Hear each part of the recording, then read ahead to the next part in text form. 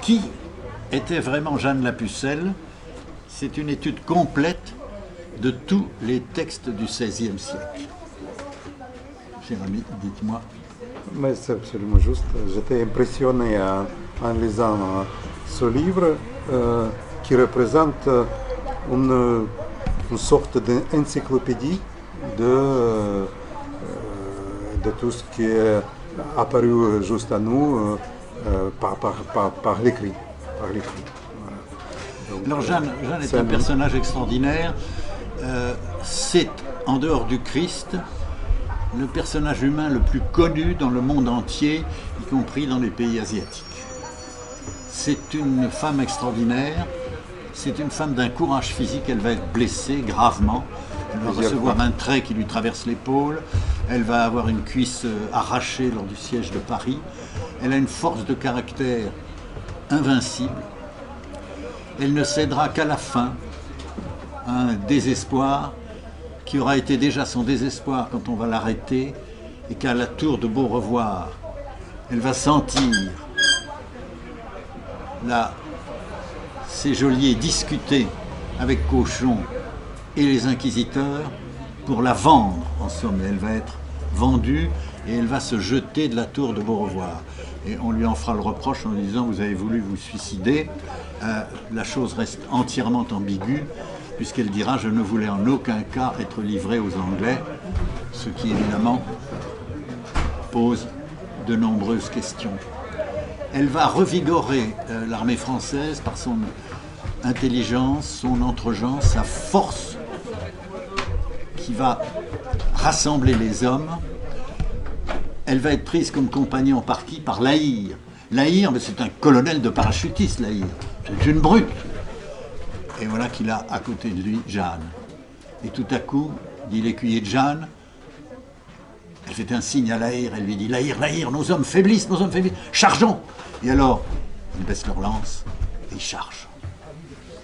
Voilà, cette petite pucelle, cette petite jeune fille de rien du tout, qui a un caractère absolument prodigieux.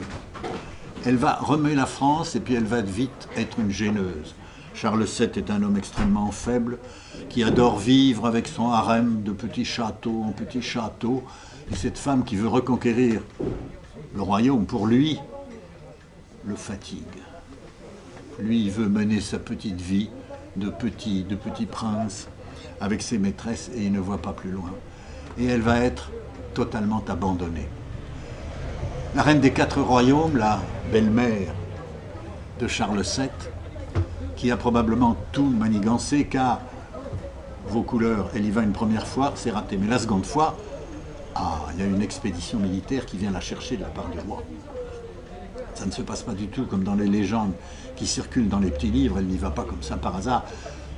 Tout est arrivé pour son annoncer, pour son arrivée.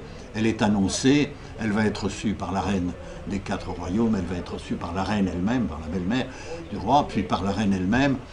Et l'histoire de la reconnaissance du roi au milieu de plusieurs courtisans est une plaisanterie d'un goût douteux. Naturellement, elle savait très bien qui était le roi. Et il n'y a pas de problème. Et dès ce jour-là, le mystère commence. Ça va être le signe. Elle va dire quelque chose au roi.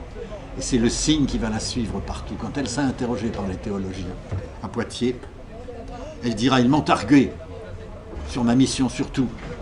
Et puis le roi leur fit savoir le signe, et alors ils cessèrent de m'arguer. Et puis, nous ne pouvons faire qu'un court résumé. Vous avez dans la récollection du 2e procès de réhabilitation, 25 ans après le procès de condamnation,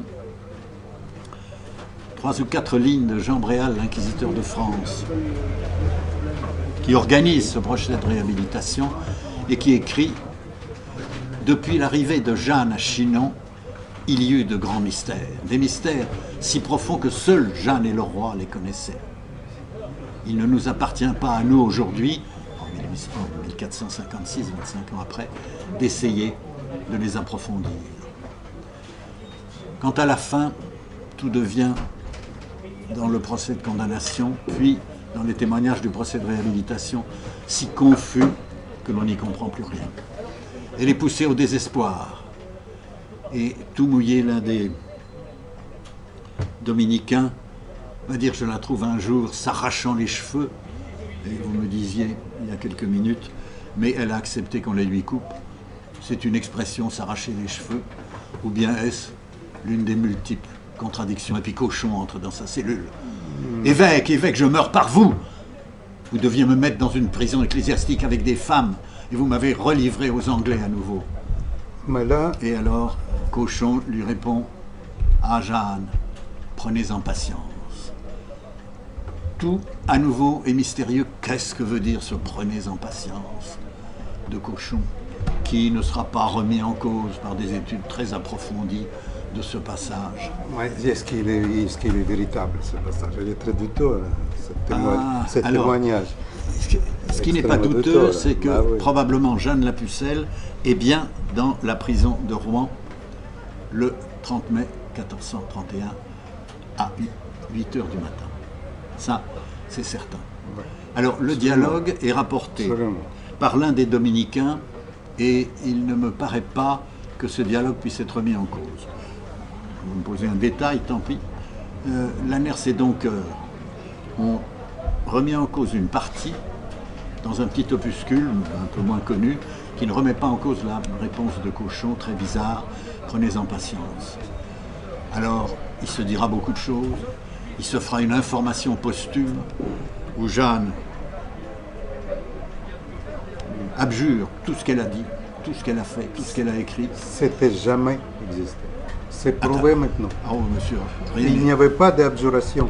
C'est Ah non, absolument je vous parle pas, prouvé. je vous parle de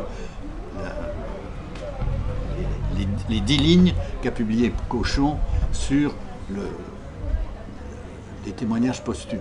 Alors c'est très douteux, car comment pourrait-elle répondre alors qu'elle est absolument désespérée avant d'être brûlée? Comment pourrait-elle répondre? Mais elle a répondu, qu'est-ce qui est absolument sûr? Qu'elle a accepté de ne pas couper ses cheveux en haut, Oui, oui, oui. de mettre l'habit de femme, qu'on l'a mis d'ailleurs tout de suite, là, on l'a mis par-dessus de ses habits d'homme, on a mis une espèce de robe féminin. Et de ne pas faire la guerre. Mais l'abjuration, tout ce qui a été après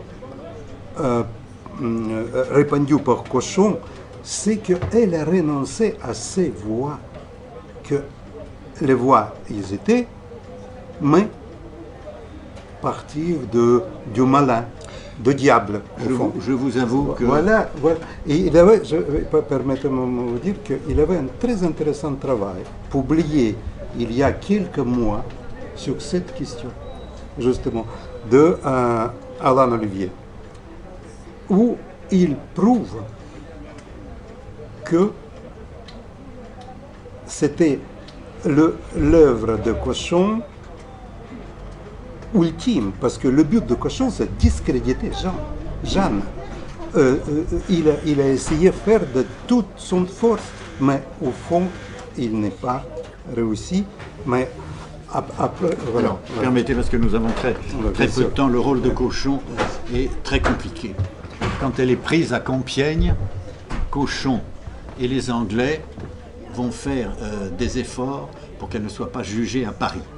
Car l'Inquisition de Paris la condamnait et la brûlait immédiatement. Pourquoi? Cochon est à Rouen avec les Anglais qui tiennent tout à Rouen. Et tout devient mystère à la fin. Et je voudrais terminer en vous disant un mot sur cette foi de Jeanne. Elle croit en très peu de choses. Mais elle croit dans ce qui est l'essence d'un certain christianisme. Elle croit que Jésus est le fils de Marie et en même temps le fils de Dieu. Elle croit en la Vierge Marie comme mère de Dieu et elle a une foi en la présence réelle. Le reste, comme disait un théologien, comme disait un sage chinois du siècle dernier, c'est les affaires de théologiens qui sont des gens inutiles, qui parlent de choses inutiles. Sa foi s'arrête là et naturellement elle se heurtait à l'église de l'époque. Maintenant, quelle personnalité, quelle force. À la fin, elle est désespérée, il la pousse au désespoir. Alors, vous me parlez de son abjuration ou pas? Bon, elle signe un texte qui fait Soi-disant, elle a... Elle n'a jamais signé parce qu'on a trouvé, personne n'a vu ce texte. Mais si, on les connaît très bien les deux Personne n'a textes. vu ce texte. Non, monsieur, vous n'avez Personne. pas étudié les archives. Ah, mais non, excusez-moi de non, vous le dire. cette question, j'ai Vous avez étudié, deux là. textes. Vous avez un texte de 9 lignes qui lui est lu. Elle donne son accord et elle fait le vague rond, etc. Et puis Personne. ensuite, dans le procès, vous avez un texte de 2 pages et demie avec une abjuration complète qu'elle n'a jamais vue et sur lequel elle n'a jamais donné son accord. Non, j'ai brûlé le nom. Voilà. Alors, je vous dirais que je suis sorti de cette étude avec une admiration sans borne pour cette femme, pour son courage, pour sa foi qu'elle avait et le fait qu'elle a fini par, si elle a remué la France, elle a aussi remué le monde, puisque elle éveille aujourd'hui des jalousies en disant mais comment, mais il n'y a qu'une seule femme connue dans le monde entier, oui, c'est Jeanne et Jeanne la Pucelle.